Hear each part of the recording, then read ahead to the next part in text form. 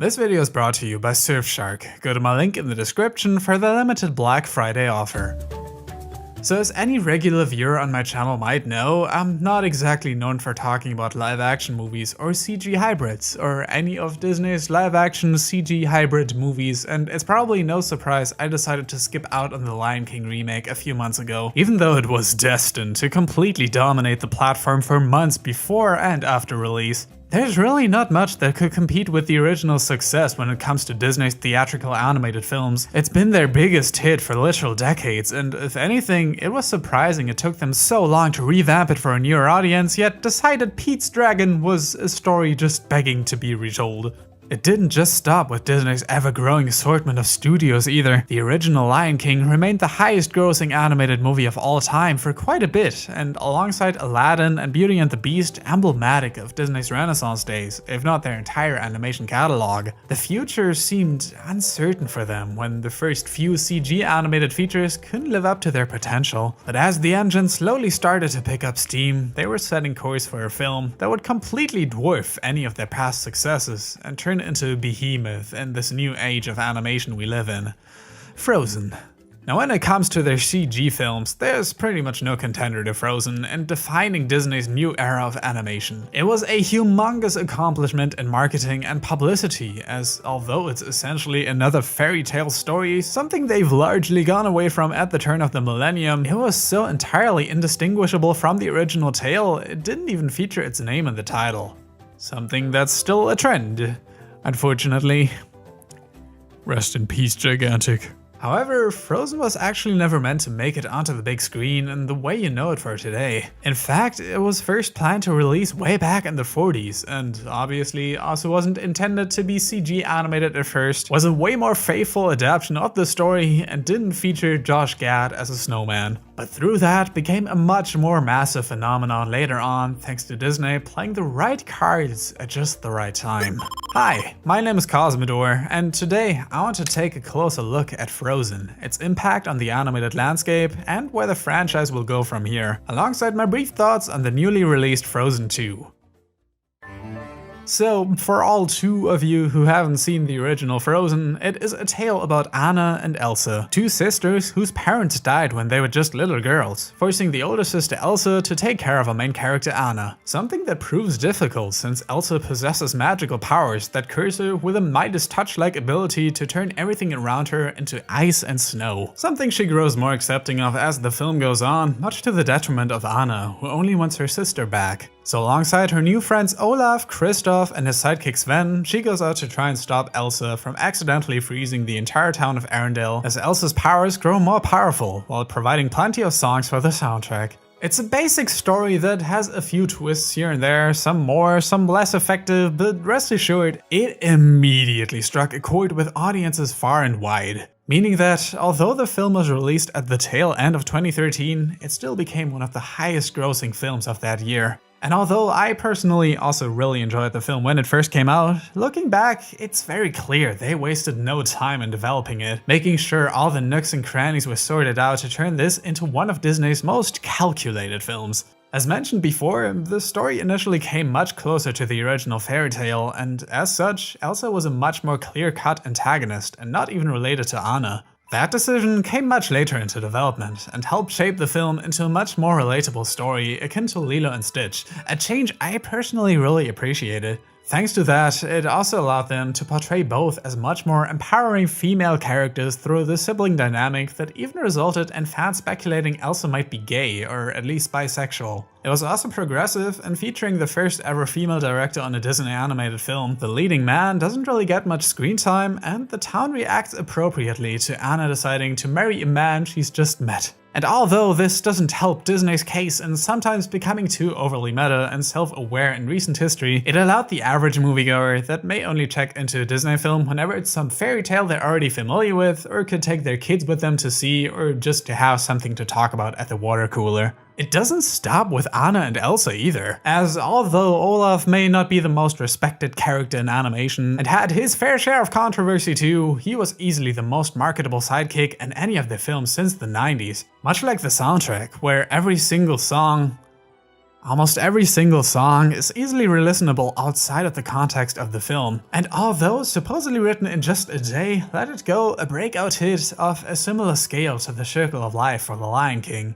But I think what really elevated this film to such a large scale, and I say this in the most appreciative way possible, is how it lacks any major theme. Like, say about some other Disney films from the early 2000s what you will, they all had some thematic string meant to tie together, like how Lilo and Stitch was about family bonding, Brother Bear was about becoming more accepting of others, but Frozen is about letting go of your former self, only for Elsa to fall right back to becoming the Snow Queen at the end of the film. It's about the two sisters growing closer together, even though they're torn apart for a good chunk of the film. It's about subverting tropes, whilst also using those same tropes to tell the story. And I'm not saying it did too much at once, but I am saying it scratched the surface of so many different elements that you could read this movie any way you want, which allowed for it to have a much broader appeal than something like Tangled that on the surface just seems like another princess movie. I think it was a very deliberate choice for them not to ever put out a poster featuring only Anna and Elsa, therefore also marketing the film as largely gender neutral. They clearly knew what they had with Frozen, and it's a very polished movie, but it's also a very safe movie. Disney took many of the lessons they had learned through Tangled, also reflected in the character designs, which look largely the same, and applied them in such a way that for once didn't make it seem like you were just watching another princess movie, but that it was larger than the sum of its parts. An illusion whose impact can still be felt today in films like Moana. You really can't blame anyone for being mad Disney is essentially just dishing out the same type of movie every other year, after quite a bit of experimentation after the end of the Renaissance, but if there's something Frozen had proven, it's that it's a formula that works for a reason and doesn't have to be all bad, even if it's a little plastic. It's no wonder then that I was really looking forward to Frozen 2. Each trailer that was released got me a little more pumped for this film, as it seemed to be going for a much different direction from the past film, and featured a tone more reminiscent of something like Over the Garden Wall, which is fitting since they even stole its song Spotlight, you clods. Frozen 2 was very good. A welcome surprise, I'm sure all of you are happy to hear. We all know the quality of Disney sequels in recent years has stagnated drastically, with the bulk of them, if nothing more, just seeming empty. They were all fine, but rarely was there ever a reason to come back to them, and there's not really a reason for the existence of any of them. Broadly speaking though, there were still a few unanswered questions in the first film that, though not necessary to clear up, could have helped make the world the film takes place in seem more believable. Questions like what really happened to their parents, or why Elsa suddenly possessed these magic abilities in the first place. And sure enough, these questions all play into the plot of Frozen 2, making for what felt like a much more mature film that put more emphasis on drama than the first film. I actually got to see the movie a few days before its proper worldwide release, which resulted in a theater that was essentially empty, and I gotta say, after last time where a few of my friends and I essentially only bought tickets to riff on the film throughout, this was a much different and very welcome experience. They also showed the Sonic trailer, which was fun. Frozen 2 takes place some time after the events of the first film. Elsa is settled into a role as queen, Anna is living her best life with her boyfriend Kristoff, and Olaf is still there. But one day that all changes when Elsa hears a mysterious voice coming from across the land, and they all set out to see where it's coming from, only to find themselves in a conflict between the city of Arendelle and the tribe of... where Elsa needs to learn the true meaning of her powers in order to save the town. Aside from the setting and everything that was revealed in the first few trailers, I didn't know much about the film, like who would be involved in it, what tone it would have. I could only make assumptions based on what I saw. But the trailers alone already convinced me this was going to be less of a retelling of the first film than its own separate thing, and I'm so glad I was right. Now this isn't to say there isn't the occasional nod to the first film, but the story largely stands on its own, and was more than enough to keep me captivated throughout, as it took a few turns I didn't see coming, and the new locations they come across make it feel like much more of a journey than the rather self-contained first film. The locations themselves were absolutely gorgeous, as you would expect. We already got our winter masterpiece with Klaus this month, so I was welcoming an autumn interpretation of Arendelle with open arms. Obviously this film is still no match to Klaus, but really, what is? Please support Klaus. I can't exactly put my finger on what exactly it is that made me want to come back to this film so eagerly, because I know the story was never really the first film's strongest aspect, and and part of me feared they would just introduce another cheap twist villain there to ruin the narrative, and that kind of happens, but not as you'd expect. It was actually very welcoming the way they handled this part of the story, and was a much more sound movie in its story overall, but the characters were what really shone this time around. The sister dynamic between Anna and Elsa was one of the key factors in making the first film relatable to many kids out there, and this one only amped up their relationship even further, whilst also allowing characters like Kristoff and Olaf to grow in meaningful ways. Yes, you heard that right. Olaf the singing Josh Gad snowman finds meaningful revelations about this place in the world and the meaning of life. He's not even a hateable character anymore. Damn, I didn't know No Nut November could affect hate boners. But as the singing snowman, Olaf naturally also got another song, which was way better than the first films, as was Anna's and Kristoff's, by virtue of him actually getting a song. This should go without saying, but this film's soundtrack was really enjoyable, and included some genuinely catchy tunes on there. Not as many as the first films, and unfortunately Kristoff's song really is the biggest skip of the bunch, but it definitely feels like a much more polished album overall. Though my personal favorite is their mom's lullaby, All Is Found, which she sings in the beginning of the movie, much like that tribal song that was played during the first one's logo screen. Much like it, it's probably also the most underrated song on the album. What's amazing though is that they actually gave the one from the first film a meaningful role as a leitmotif in this film that really helped tie this whole film together and make it feel like they planned this all along, which they most likely didn't.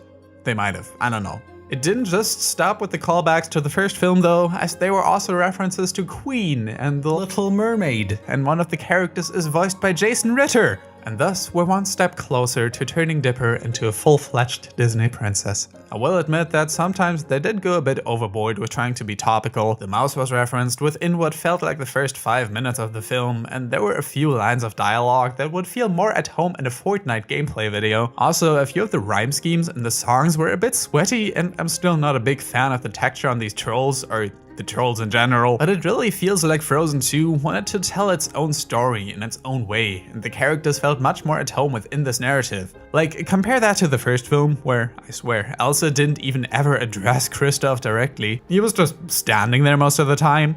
But between showing off Elsa's newfound power some more, meeting new characters which were all fun in their own way, some really tight storytelling about Arendale's past that was illustrated beautifully through the visuals that felt much more like a classic 2D Disney fairy tale brought into the third dimension than the first one did, and beautiful songs to match. There's a ton of stuff to enjoy about Frozen 2 that justifies its existence. As if the most adorable ripoff of Pascal from Tangled wasn't enough. What's interesting is that there actually is a very conclusive ending to this one's story when compared to the one from Frozen. Like yeah, that one did have its happily ever after and most of the loose ends were taken care of, but this one not only answered some of these unanswered questions, but also leaves out on a completely different status quo, with one of the characters explicitly stating that this would be the end of their adventure. Do you know what this means? That's right, they're totally gonna Toy Story 4 it.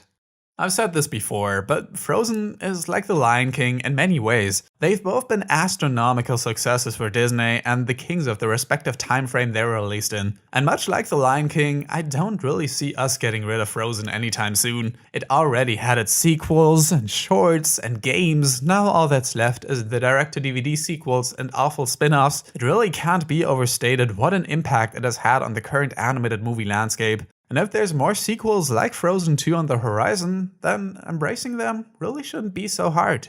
That, or we wait for another film of theirs to come along to take its spot, which I don't really see happening at the moment. Rest in peace, Gigantic. Special thanks to Surfshark for sponsoring this video. They currently have an offer for 83% off a regular plan, and on top of that, you also get 3 months for free.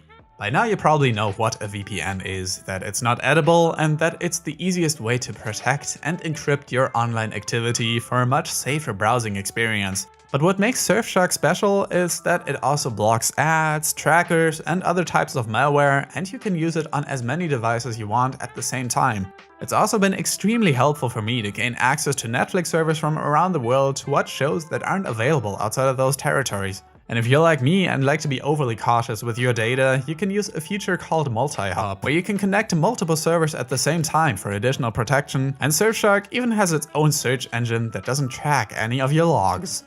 obviously. So if you go to surfshark.deal/Cosmo and use my code Cosmo, you can get 83% off a 2-year plan and 3 months for free after that.